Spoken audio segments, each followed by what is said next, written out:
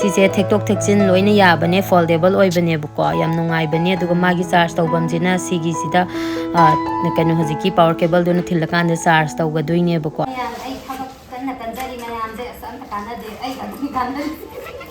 daga abia taining ga habna je itai mada abia taining smaina famna massage tawge harsu yare ko myam ngasi se yaosangi marini chanbana mene ado ngarang akogi mauga lesabiga thori jingnabado adudo akoi anirak jingnabane ba ahanbada mauna ngame ani subadana lesabina ngame do ahanbada ngamba dudo ina pira sena price akoi paisa oina yambudi yamde akoi lupa lising amaga sani mukla lising amaga sani mukse case oina price phangye bako khoi se ngarang ado aduda paisa khara hapkatna rakanda akoi ngarang thori chingba yawgiba mausingdo adu myam punjhalakanda chak sara ma yaosangi oina akoi sakhang maikhang na boina chak sara am samina se ko sena ne ko mawano bi lakpa singa se sakhang maikhang na boina ko mai chana se na koi se aduda paisa khara hapkatlakanda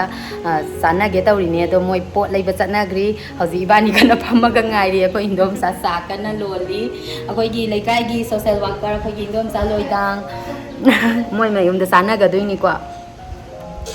do pung se mapandi ta sangre do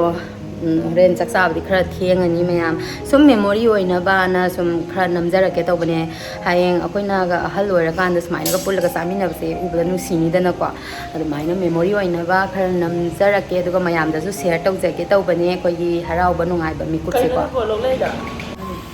loklei se am phajai yong sai rom da ha ba haurani dune indom sa khoi da palira ma phajai yum pa lai se ko te mo da gi kala myam sing se yum dagi khara punare e do awat pa khoi indom sa loi dang na happy re horen purak pa sing hanjanara lore kare ne yani ga to sa ano bani na khara kauni ba ni pan su se ba tong tong ba ai na han thu da khang ne ba myam akhoi mi kun ma thoi ko ni thoi ni sa du se myam ai gi thabak ki matung in na ko video se edit to base khoi gi yam thana yengaga habadi kadai da kari asoi ba yauri ge kadai da kari awat ba yauri ge habadi asoi ba matang yaw bada myam ni yeng manungai roi drin ko aduna myam ni yeng ba nungai na ba gi da mang ina kadai da kari awat pa kadai da asoi ba lai ge habase am ku thana pungani hum sang gai edit se tawra kan da video se thaga chara ine ko aduna myam phone se dum pungani hum chang na edit tawra ga sum yenga panina phone jina duki mati hana da gi mit chok pa da gi hendok tana hodi se mit chik pa sa ba na se am kana tawe ko myam adugi awaba do yam kana mayok nari myam aduna myam ju adugi awaba do mayok na bi ba yawra ga di myam ai mon da su yam kana ba myam da su yam kana ga da ba pocha ama khatang ai ne me jon da gi ka se ba do myam da su share tok jarake Egaro Supreme Eye Massager 1 year warranty pi ko aduga 5 months la kani ko myam adu di box manung sida kai kai yawra ke habdo myam punna yeminar se ahan bai se user manual me yawra kani sida yenga kan da kamaina season agani kari kanai habdu sul oina khangma ngamani aduga mai pack se smain la eko aduga myam charge tauna ba power cable ama hapakani ko aduga magi main oi ba unit na sida laire myam sise thektok thekchin loina yabane foldable oibane yam nungai bane aduga magi charge tawbamjina sigi sida kanu hojiki power cable dona thilakanda charge tawgadoine bako aduga yam nungai ba ma haraga di myam mathanda auto shut off tawjabane aduga magi heat warm function ju yaujai ko aduga myam adjustable strap su yaujai sida akogi size tu gi matung in na haidi kok sauba pikpa leidana ko lui size tu gi matung in na thamba su yare stretchable oibane yam comfortable oibane yam nungai bane bako aduga myam magi power sina 5 watt la kani aduga voltage sina 3.7 V DC oigane bako sida biriba button sina long press ta sanaragana switch on off tawba yaga doine aduga short press ta sanaragana magi motor sense tawba yaga doine bako aduga makhagi sina myam hit level adjust tawbamne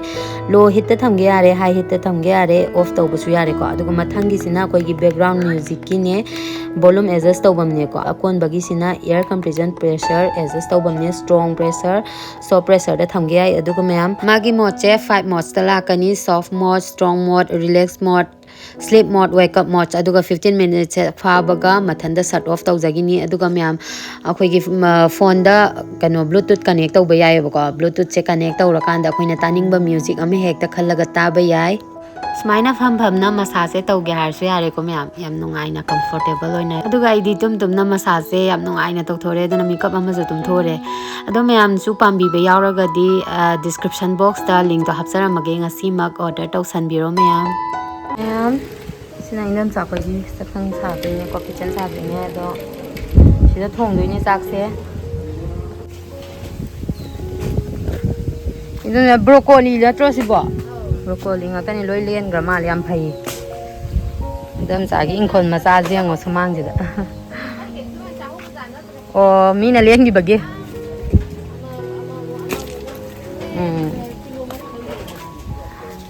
ꯀꯣꯕꯤ ꯂꯩ ꯃꯅꯥꯁꯤꯗꯤ ꯈꯨꯐꯖ ꯑꯃ ꯃꯅꯥꯗ ꯂꯣꯏ ꯏꯜ ꯂꯩꯔ ꯃꯥꯜꯂꯦꯅꯦ ꯆꯥꯎꯅ ꯇꯥꯏ ꯁꯥꯠꯂꯦ ꯄꯥꯝꯕꯤꯒꯤꯗ ꯑꯩꯅ ꯈꯔ ꯊꯦꯡꯅ ꯊꯥꯕꯅꯦ ꯑꯣ ꯑꯩꯅꯅꯦ ꯄꯨꯡꯄꯤꯗ ꯄꯤꯊꯣꯛꯈ꯭ꯔꯦ ꯄꯨꯡꯄꯨꯜꯗꯨꯁꯨꯅꯦ ꯁꯤꯁꯦ ꯀꯩꯅꯣ ꯑꯗꯨꯝ ꯆꯣꯡꯉꯛꯄꯅꯤꯕꯨ ꯃꯇꯥꯏꯗꯒꯤ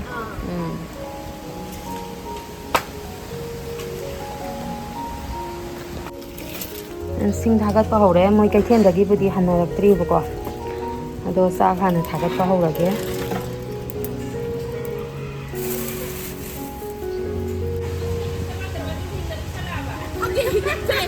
ꯀꯅꯥ ꯁꯦꯝꯗꯣꯏꯕ ꯑꯗꯨꯗꯤ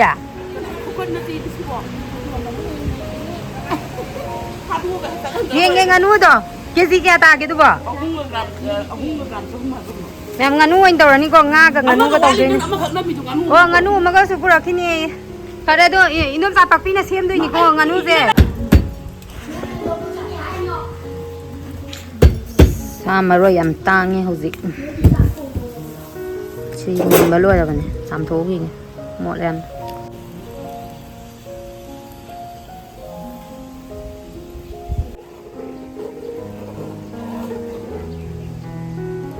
ꯃꯌꯥꯝ ꯁꯤ ꯌꯣꯡꯆꯥꯛꯁꯦ ꯑꯩꯅ ꯈꯦꯠꯄꯅꯤꯀꯣ ꯑꯃꯨꯛ ꯃꯥꯡ ꯈꯦꯠꯄ ꯃꯥꯟꯈꯤꯅꯤ ꯀꯥꯏ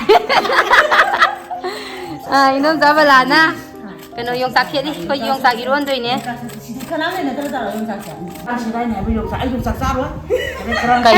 짜도 아이 잘해 둘이 이놈자 발라다 용사 khara lei 이렇게 놓으세요 ꯂꯧꯔꯨꯔꯣꯀꯣ 이놈자 ꯃꯌꯥꯝ ꯃꯣꯏ ꯀꯩꯊꯦꯜꯗꯒꯤ ꯍꯟꯅꯔꯛꯑꯦ ꯍꯥꯏ ꯑꯗꯣ ꯄꯣꯠ ꯆꯩ ꯌꯥꯝꯕ ꯃꯥꯜꯂꯦ ꯈꯔ ꯑꯣꯛꯄꯤꯔꯨꯈꯤꯒꯦ ꯈꯣꯡꯅ ꯂꯥꯛꯑꯦ ꯃꯣꯏ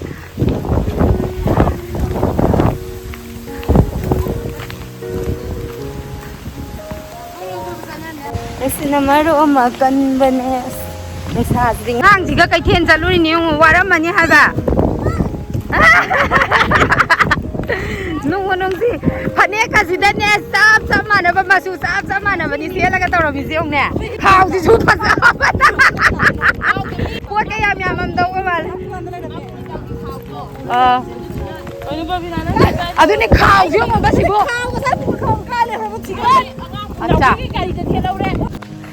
ꯉꯁꯤꯗꯤ ꯌꯥꯝꯅ ꯋꯦꯗꯔꯁꯦ ꯉꯁꯤꯗꯤꯅꯦ ꯃꯤ ꯃꯁꯛ ꯌꯥꯝ ꯐꯖꯊꯣꯛꯑꯦ ꯌꯥꯝ ꯉꯧꯊꯣꯛꯑꯦ ꯃꯁꯥ ꯌꯧꯖꯕꯅꯦ ꯃꯥꯅꯤ ꯃꯁꯥ ꯉꯧꯖꯕꯅꯦ ꯂꯣꯟꯕꯩ ꯃꯆꯜ ꯁꯦꯝꯕ ꯂꯣꯏꯔꯦ ꯇꯤꯜꯍꯧ ꯆꯅꯝ ꯀꯟꯅ ꯁꯦꯝꯃꯤ ꯁꯤꯅ ꯑꯩꯈꯣꯏ ꯉꯥꯅꯨ ꯆꯥꯗꯕ ꯃꯤꯒꯤꯅꯤꯀꯣ ꯀꯦꯖꯤ ꯑꯃꯃꯨꯛꯇꯅꯦ ꯌꯥꯝꯗꯦ ꯃꯤ ꯑꯅꯤ ꯈꯛꯀꯤꯅꯦ ꯃꯤ ꯑꯅꯤ ꯈꯛꯇꯅꯦ ꯀꯦꯖꯤ ꯑꯃꯅꯦꯗꯣ 이놈자 건우가 ꯅꯪ ꯉꯥꯅꯨꯁꯦ ꯃꯤ ꯉꯥꯅꯨꯁꯦ ꯑꯅꯤꯅꯤꯀꯣ ꯀꯦꯖꯤ 3ꯒ ꯒ꯭ꯔꯥꯝ 300 ꯍꯥꯏꯕ ꯅꯠꯇ꯭ꯔꯣ ꯇꯥꯉꯥꯟꯊꯣꯏ ꯀꯗꯥꯏꯗꯤ 300ꯅꯣ 800 ꯑꯣ ꯆꯥꯎꯔꯦ ꯉꯥꯅꯨꯗꯤ ꯐꯖꯔꯦ ꯌꯥꯝꯅ ꯇꯥꯉꯥꯟꯊꯣꯏꯒ ꯔꯥꯖꯦꯟꯗ꯭ꯔꯒ ꯀꯩꯅꯣꯒꯅ ꯑꯩꯈꯣꯏ ꯇꯥꯃꯣꯒꯅ ꯁꯦꯝꯃꯤ ꯑꯂꯨ ꯊꯣꯡꯉꯤꯔ ꯉꯥ ꯊꯣꯡꯉꯤꯔ ꯑꯩꯈꯣꯏ ꯆꯥꯛ ꯊꯣꯡꯐꯝꯁꯤꯁꯨ ꯅꯨꯡꯁꯥꯅ ꯈꯌꯥꯛꯅꯔꯦ ꯁꯤꯗꯧꯔꯦ ꯁꯥꯕꯗ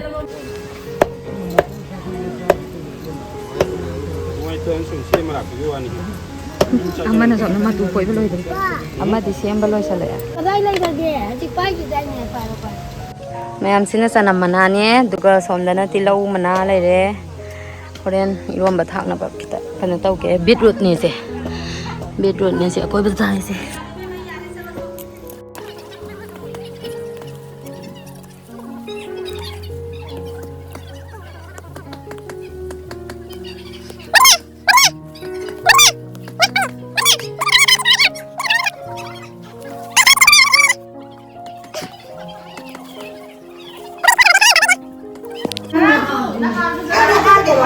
ฉันยังแกนตายภาษามาสร้างปีฉันได้คนน้องวางลางเด็กภาษานี่ชาตินั้นมีว่าจะสั่งมาได้ไหมบ้าง 뚜뚜뚜뚜 ngasai sentek sa muba malam bado hozik sentek sa athang mama la lai tu yam phasai nomoni de lo ren ino la makpi ki mingda naubi mayam ai thawak kanna kanjari mayam je san takana de ai gadni kanna sai de ai buda le mona thawak taw hali de video ga nam sangadre dana video nam ga da ado ai mago chingina ba ma apa lah ini saya video sudah nam dah dah saya kerja ini dah bisa lihat tu ado ya sih bangga ini tu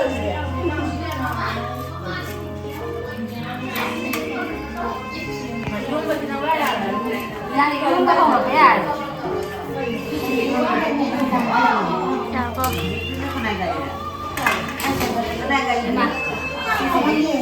ai đi về về rồi nè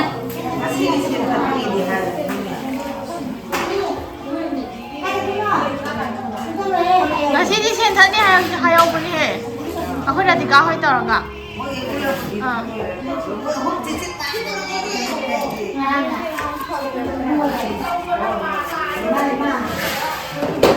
Saya selalu kata orang ni le sai ni le kena selalu orang mana satu ni. Kau mau buat mana? 아니 내가 ngasi디 생각하다 빌라 거기서래. khut ani changaga lon ba iron ba yam haudu jani ko yam nganu semba lo le nganu se kg 3 muk me ya ne khang thang ga le ko duga sinanga thong mani me nga thong ba lo le nga thong lo ko nganu thong ba sa da ba moi amani ya moi ani ka kin nana yam tawdre nganu thong ba di noi thong de ra ai hay được quá nupa thong anje nupa thong mana khang ha nganu sina nupa na thong an lage mayam nganu se nupa da thong biwa bani ado moi sai da thong biwa har bani do moi sai win tingkat da thaga da ma sakre hai ba ado koi dum sin sin la thong age hai ba hai ta ba ngasi gi de ai nu khal da la ga ai khada da re asi du na o du ma kai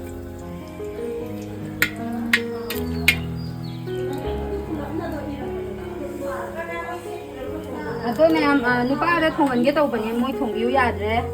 coi là đúng cần họ nó ra là cái xin xin là nó,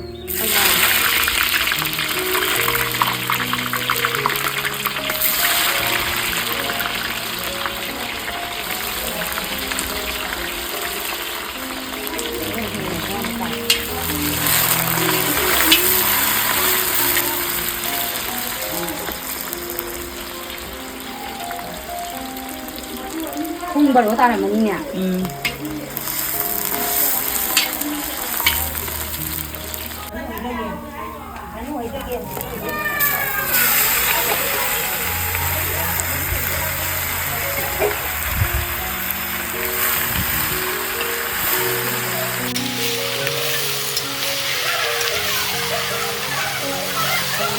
Ini mana ni? Jangan air sih orang.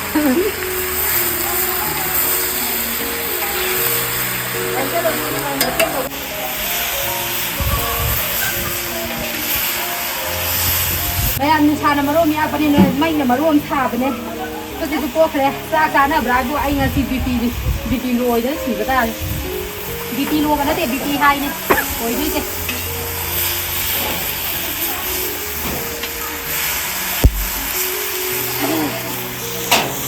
đi đây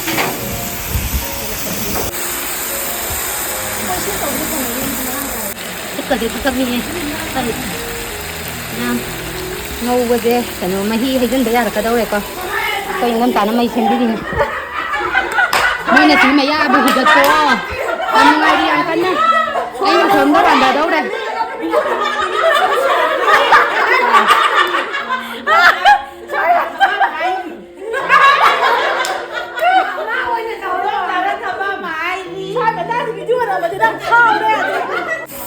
mày hiểu cân giờ đấy mày không khut cả gì thằng tăng nghe anh mình thầm nó cái đấy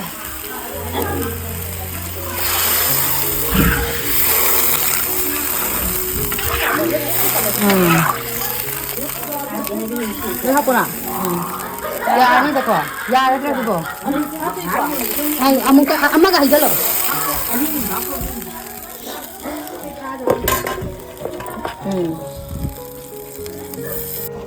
Mấy nào tôi lấy ngân buồn thế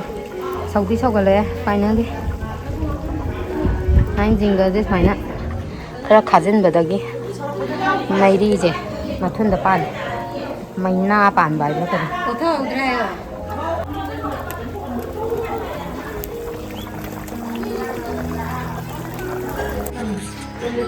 Hamba không nói cái mi hiện đang đi mình đi cơ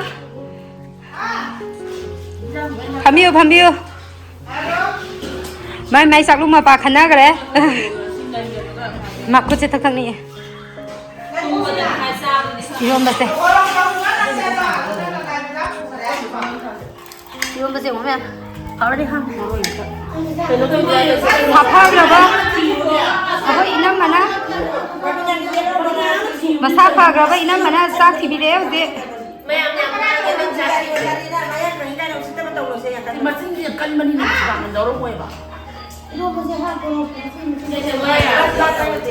이제 시도를 많이 가세요. 그이 살에서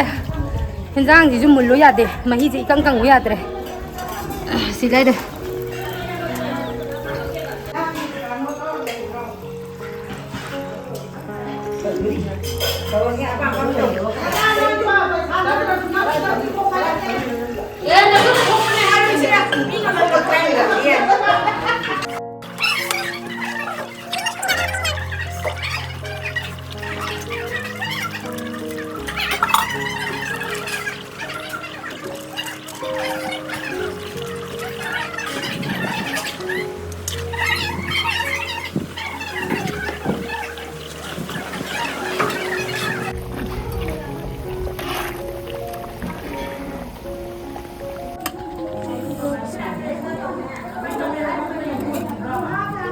Kaliza metro ini sih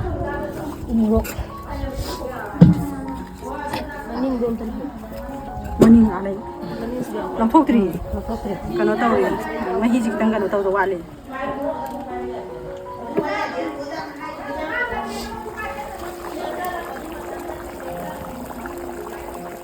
Ai thong aloi đấy, tu khang ni kana. Aduh nih, 현장 때 통비와 뭐 aku saya ini. Biar lah ben. Aku mana hai bani thongalu aingon di na hai bani kajal. Thagat kibsina. Aduh nih, aku gi sport tahu rasa mangai ko. Sida moi chai sina ngam gina ba na ni hona ba hai di ngam gi roidra hai ba gi pakhat ba se mangon da lai jai hai ba. Aduh aku ni ba da di dugum ba lai te du kala e hai ba ai di amna.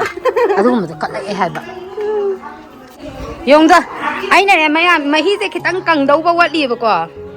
mày hi sẽ cái tăng cần đâu quát đi bữa qua, à tôi yenghnba, sao sẽ ai năng sai nó thi được cái nó hai bên này bữa qua, chỉ thầm mà cái này, lôi đi bao, chỉ có cái tàu cái nó biết cho bấm thòng ngô cả, ngồi nó tàu xe lẹ mà sẽ, mà chỉ sao bữa Ngao phải lẹ bà. ngay ngâm ai gì đấy, sao căng sao bao lẹ hả má, tôi nói gì cái gì. Ai gì đấy, jaga cái thằng cái sang gần sao bung dễ thêm một tí thêm cho lẹ bà bung ama ta làm gì ra ai đi sống cái nón tàu đi xa gì mày gì cho phải đi làm cân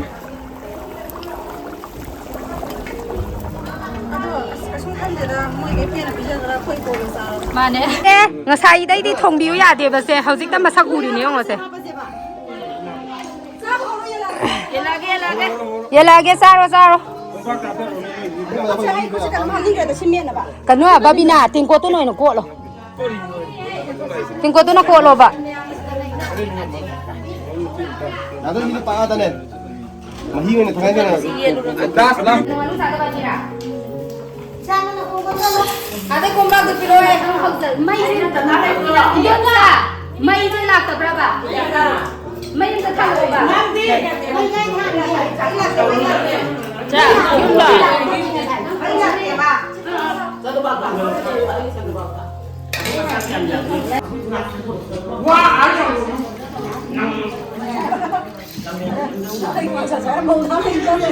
Hau rồi sao rồi?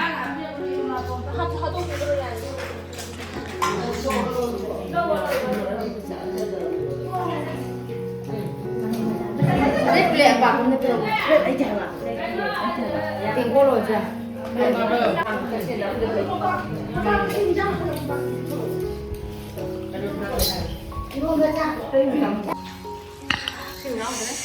ai chặt xong luôn xịt đi hoàn rồi ông ấy tập phẩm giá lụa này Thôi cha hầu đấy con. sao sao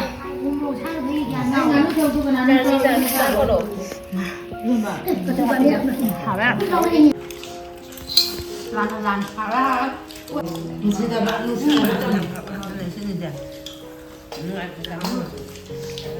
Xung bán là mẹ ăn lan mà wow dám được xung bán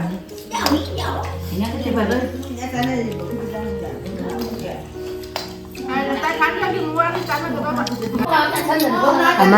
아마제 싸바 와라파다 이거 공상 같은 거 어떠죠? 싹동 거 따랐어. 싸바로 살아. Mẹ mà coi chắc sao tụi bagi quả hay lấy rồi bận nhé quả này sẽ ta hay mà đi lấy đó nung zum cắn tắc sợi lẽ măng sợi lẽ sắc xí tiếng sáng hiện đang thùng bagi thật ra con ngược tên hình dung mai rồi Ai sao con lâu rồi có vào em con quá. nè bà nên cái sao tụi nó hay bà nói mày làm cái ta hồng này nó sao tụi nó ta hay rồi gì mi yaosang sport ki to bagi yaosang sport kìa yenghnba phát triển cái đầu đi có phòng đó yaosang sport kìa năng phát triển mình đang nhà đó cái nó cái phòng đó thôi cái phát triển đó tay phát triển hay đó đó thế mi em này phát triển đó tay phát triển nó bao đó đâu sidai na mun ai na prank to ki to na na xin đồ thi nữa lo 근데 sidai na prank to mu da yaw dam kam yaw dam yaw dam to mu ta sing da na 아마수 레디 라이네 아마수 거의 마기다 레이더니 부구수 실수 그래 샤비 크람 때려고 그라이다 너 버능 자네 바 파자데 바 하피에 남아 인샬라 자고 하피에 남아 셀라가 자로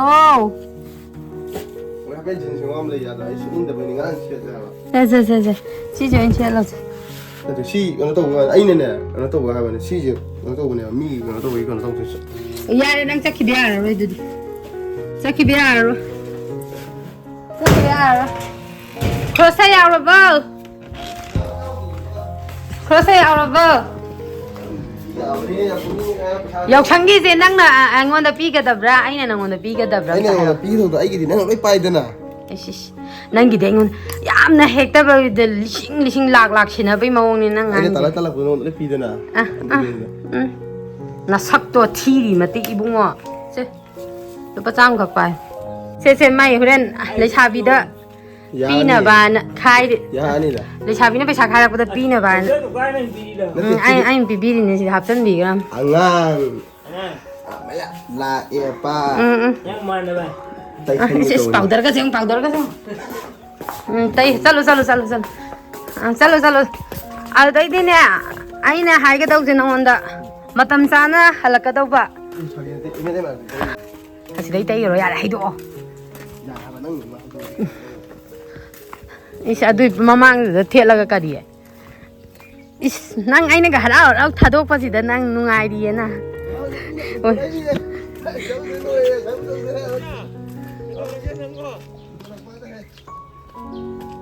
ओइ mới như ngày gì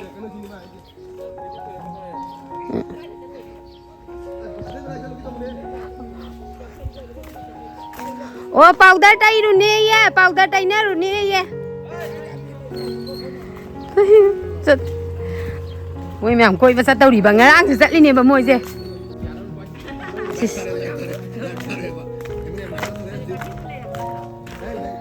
à coi gì con gì nó vẫn tại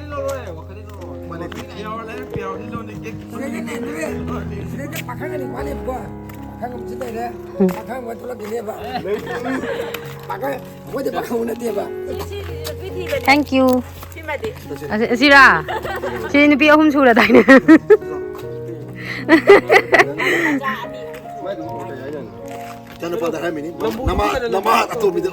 Ay, ije. Oren, lesabi dah, kano abiyar dah ina bayi na ina abiyar lain apa pesaga pipi ini ina baze.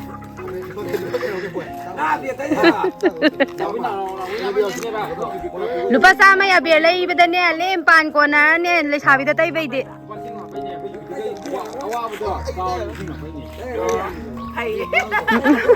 Ano mo thank you hai ta. Trong đó cái là món đẹp bên ngoài thì cái. May mà cái ko. Trong là cái nó đâu ngoài mà. Ôi chắc là cái này. ngan ne yan ta Ông gì nó Bà khắc number 1 ngarang le sabi ga ne chenu re nu pani chenu re nu pani pe sa lo ho gai adu harau man na lupa yang khai piram ma bra khang di se pirun ko moi ma lai pizen ni daga abia taining ga habna te itai ma da abia taining ye Aduana tere ma bene ke no da. Da pukta tere ma. Tay việc thế mà cho nào Pukta tere ma bene kini ma do. mà phóng mà mới nhiều cái đại cái màu nhà đấy gì Ai di ma. ai di mau na ba cha Ha ma da cha bi ni. cha si jum ta bu bi go ta ma Ai di la oi. ta bu bi go je hora Ha di pu pi de. cha aso abia tainan bam ta bu bi se la si that na ba ni mai ma tu jong ta Itu na ben. Ano ba yan teka? Ado hana di tai re ma do. sa to re ma hara auri ye